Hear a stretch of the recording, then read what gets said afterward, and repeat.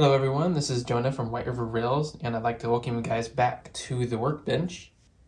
I had a couple engine projects I was getting ready to get started on, so I thought might be a good idea to just kind of film the process that I use to build some custom engines. And I figured these ones would be a pretty good candidate because they're basically almost a scratch build.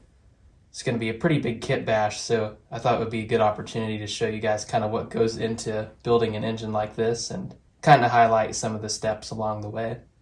But the two engines I'm working on are some UTAH Railway MK50-3 rebuilds.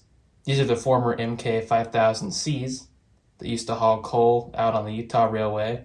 These were some prototype engines built by, I think, Morris Knudsen. I don't fully know how to pronounce that second part, but these were supposed to be these new revolutionary 5,000 horsepower locomotives, but unfortunately they never had enough time to get all the bugs worked out before going bankrupt. So these engines never really saw the potential they could have had if the company was a little more stable.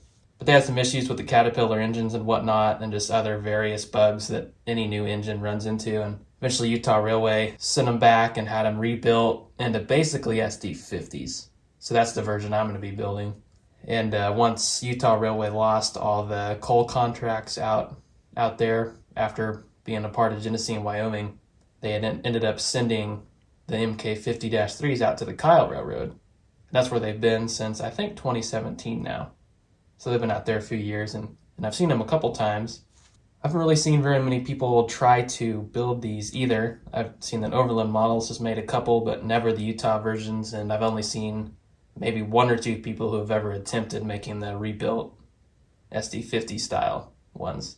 So these are kind of the beating hearts of the whole project here. These are the two MK5000C shells. I picked these two shells up from Pacific Northwest Resins after I heard he was getting ready to be closing up shop. This was one of the last engines he was working on. So I figured this would be a good opportunity to go ahead and tackle this project. I've always kind of wanted to do it, but never really seen a shell that would be suitable for what I wanted to do. And I definitely didn't want to attack any of the Overland Models versions.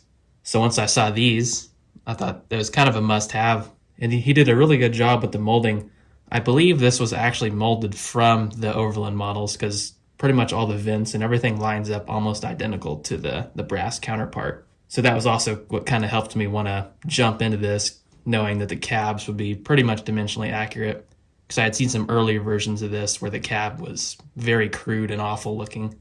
I've done a little bit of work to this one so far. Before the video, I've started making a cut down about here and off of the frame to kind of see what modifications I want to do. I've got a couple Athearn SD50 shells that I'm going to be using to transplant onto the frame here. They're just going to kind of take the place of the existing car body. So that's about what happened on the prototypes. They just took off the long hood and kind of pieced in the SD50 car body to make it fit. And I'm going to try to make use of the lower frame here and then just build the SD50 section on top of that rather than use the Athearn SD50 frames, because these ones are a little bit different than the MK frames regarding the steps and whatnot, and they're actually shorter, so I would have to modify it anyways. This picture here kind of shows what I'm having to do to the shells here, what I'm cutting off to replace with the SD50 section, and it's just kind of right behind the dynamic brake is where the original MK5000 car body got cut. But here's just a sampling at some of the details I had to order for these engines. All sorts of various little parts you have to get, especially if you're doing two at a time. Like I've got all pairs of MU cables, air hoses, horns, bells, wipers, other detail parts, plows, grab irons. The list goes on. Got some paint here. And then these were the closest decals I could find. These were by microscale. They're meant for the SD40s, but they're pretty close to the ones the MK50s wear. I just might have to make some slight modifications to them. And then over here are the two frames that I'm going to plan on using to build the shells on top of. These are a couple Athearn ST70M frames, which made up perfectly with the length of the MK shells. They fit on there really nicely. And the ends match up almost perfect. Originally, I'd planned on using the SD50's frames, but I didn't realize the SD50 was actually shorter than the MKs until after I had bought the engines because I needed the shells anyways. And these an older truck mounting method, which isn't going to work, I don't think, for what I'm planning on doing. So I don't have them here yet to show in the video, but I'm going to be using some DeFasco trucks by Bowser model trains for the trucks on these engines, because that's about what the MKs had, and I'm going to be trying to work them onto these Athearn frames. It looks like the pin mounting method is pretty similar between the Athearn and Bowser trucks, so I'm hoping they're just going to kind of go on there nicely, but it may take some modifications in order to make that work, especially where the drive shaft meets the motor. I'm not entirely sure what to expect with that, but it'll be interesting for sure.